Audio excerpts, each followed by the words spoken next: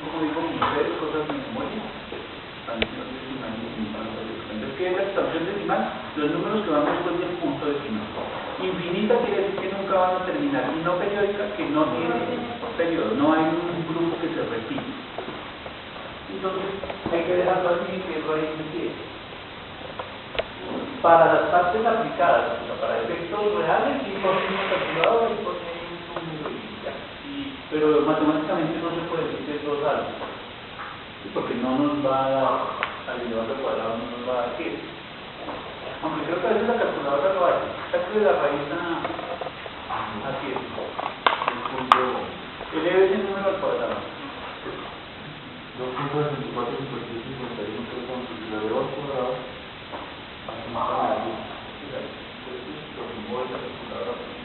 No puede ser que la calculadora haya almacenado un número y lo haya elevado al cuadrado y le haya dado 10.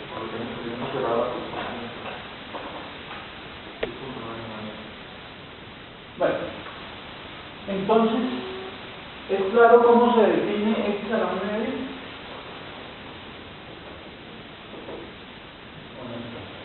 ¿Cuál es el candidato para x a la 9?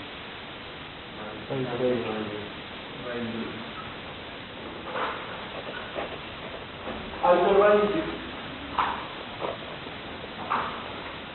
Aquí para 9 a la medio nos sería 3 y menos 3, para 4 a la medio 2 y menos 2, pero nos vamos a quedar con la raíz positiva. ¿Sí? Este signo no es el signo de raíz cuadrada, sino es el signo de raíz cuadrada positiva. ¿Sí? Hay una diferencia entre la frase y el signo. 4 tiene dos raíces cuadradas, que son 2 menos 2. Estas son las raíces cuadradas de 4, pero es incorrecto escribir eso por simple notación, porque este signo se refiere a la raíz positiva. Ustedes están familiarizados con eso porque nunca en la calculadora que han usado esta tecla de los rápidos negativos. Bueno, pero entonces el problema era definir el x a la 0 y ustedes estuvo cerca porque si yo tengo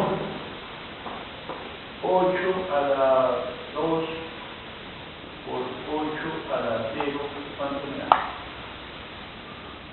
8 a la 2 a la 2, 8 por 8.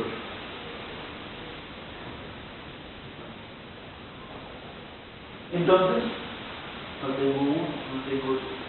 cogí 8 a la 2 y lo multipliqué por este número y me dio 8 a la 2. Entonces, 7 a la 5 por 7 a la 0, ¿cuánto da? 7 a la 5. 7 a la 5. O sea, si queremos que esta regla funcione. Coge la misma base, 5 más 6. Tomamos la misma base y como 5 más 6. Sí, está bien.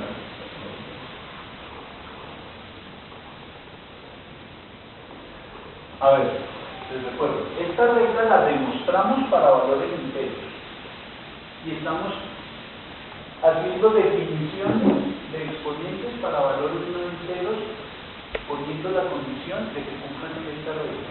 Entonces, ¿cómo lo defino para que se cumpla la regla? Entonces aquí está la regla con enteros sale simplemente de la definición de que x por x en medio, es una abreviación. Para definir exponente un medio, entonces hago al revés, le exijo que cumpla la regla. Entonces acá la regla dice que sume los exponentes. Entonces, 8 a la 0, ¿qué número debe ser para que esto funcione? 1, porque es el módulo del producto. Si multiplico a 8 a la 2 por algo, igual que me da 8 a la 2, el número por el que multipliqué fue 1. Y 7 a la 0, 1. 0. 0 a la 3 por 0 a la 0 igual a 0 a la 3. Entonces, ¿cuánto vale 0 a la 0? 1.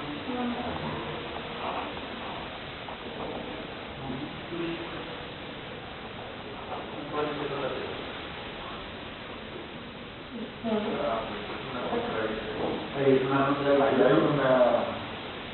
contradicción, cualquier cosa. Vale 3.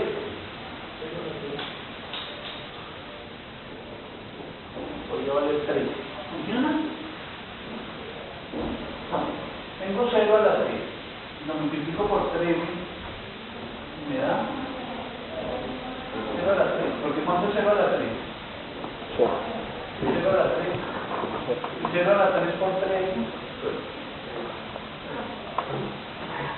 Entonces, en los demás casos, sí necesito que el número elevado a la 0 me dé 1 para que la regla funcione. Con el 0 no necesito eso. El 0 a la 0 no es 0. Perdón, no es 1. Entonces, nada. Entonces, la regla no es que todo número elevado a la 0 es 1 como aquí digo. Que todo número distinto de 0 elevado a la 0 es 1. Eso lo pueden verificar en las calculadoras. Ustedes cogen la calculadora y elevan cualquier número a la 0 les da 1. Pero si toman el 0 y lo elevan a la 0 les da error matemático. Sí, con 0. O sea que no era cierto que todo número elevado a la 0 daba 1. Y así para cierto hay que tener una...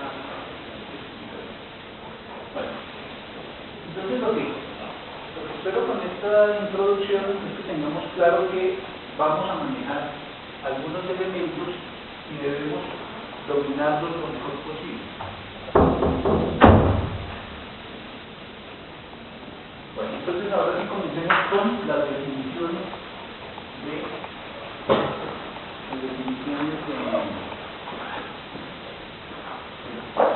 los elementos que vamos a trabajar.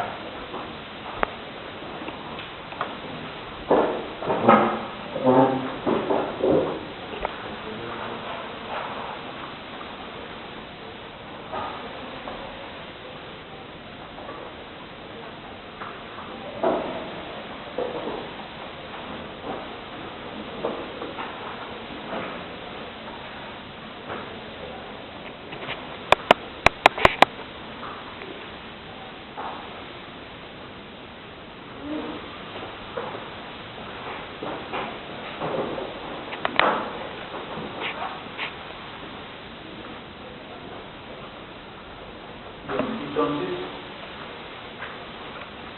nosotros vamos a trabajar en geometría y con lo que vamos a trabajar en geometría es con triángulos, circunferencias, rectas, ángulos. Entonces, aquí hay un intento de definir estas cosas. Digo un intento porque finalmente hay un error en Euclides que es intentar definir todo y no se puede definir todo. De la misma forma que discutimos la clase pasada que no se puede demostrar todo, tampoco se puede definir todo. Entonces es mejor dejar algunos elementos sin definir y así nos ahorramos un problema. Entonces un punto en principio sería lo que sabemos de forma, entonces no nos preocupemos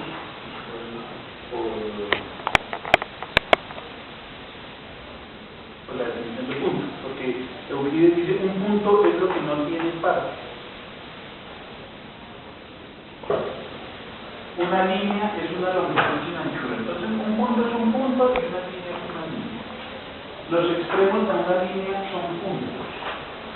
Una línea recta es aquella que yace por igual respecto de los puntos que están en ella. Entonces una recta es una recta. Ustedes saben que es una recta. Es la distancia más corta entre dos puntos. Una superficie es lo que solo tiene longitud y anchura. Eso se refiere, el modelo sería como esta obra. Esto es una superficie. Estaría formada por puntos y el grosor de la superficie sería el grosor del punto. Ya dijimos que el punto no tiene dimensión porque hay unos puntos en cero y uno.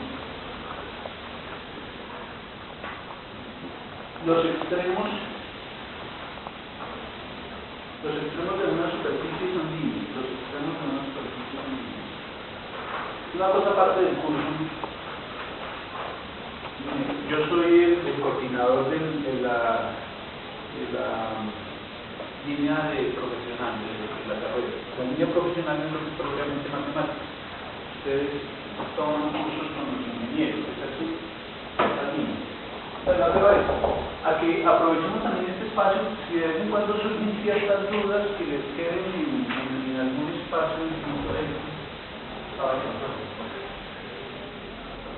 que ustedes consideren importantes las resolvemos. O sea, una duda como que ustedes vean que es grave seguirla teniendo, que no han logrado resolver, le robamos un pequeño espacio para tratar de geometría y trabajamos. Los extremos de una superficie son líneas. Una superficie plana es aquella que yace por igual con respecto a las líneas que están en ella. El modelo de plano es el tablero o el piso. Un plano es un plano. Un ángulo plano es la inclinación mutua de dos líneas que se encuentran una a otra en un plano y que no están en línea recta. También tenemos que actualizar un poco porque hay algunas definiciones de Euclides que están desactualizadas. Para nosotros aquí también hay un ángulo. Euclides no, porque dice es la inclinación de dos líneas que no están en línea recta. Bueno, actualmente aquí están en línea recta, aquí se considera que hay un ángulo llano.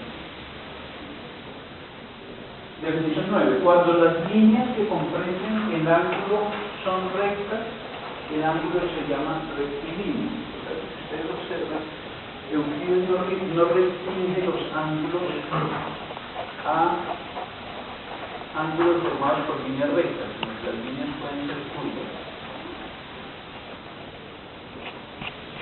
Si yo tengo dos curvas, ¿cómo creen ustedes que se mide el ángulo entre dos curvas? Porque la tangente tiene su intersección.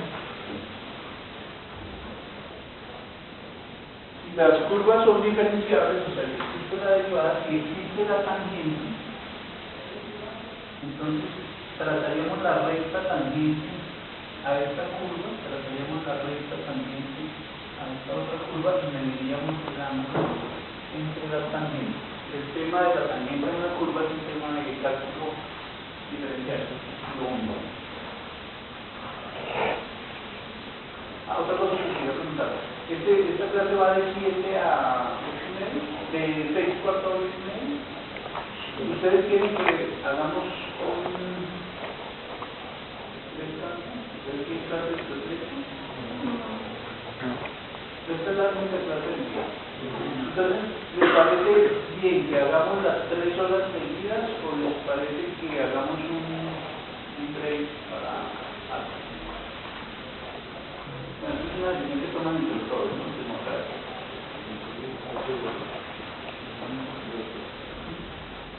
¿Sí es clara la pregunta? Podemos trabajar de corrido hasta las 8:30 o podemos parar y dar el descanso de 10 minutos.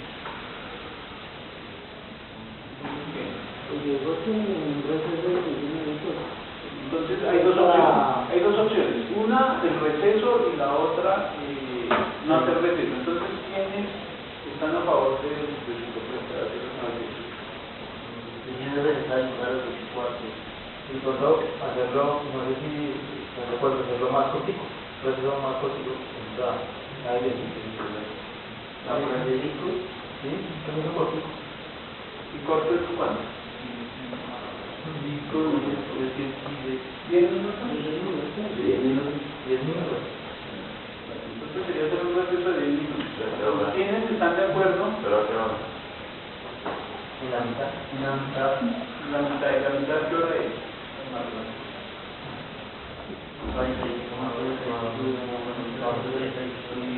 A las 9:30, a las 7:30, a las 7:30, 7:40.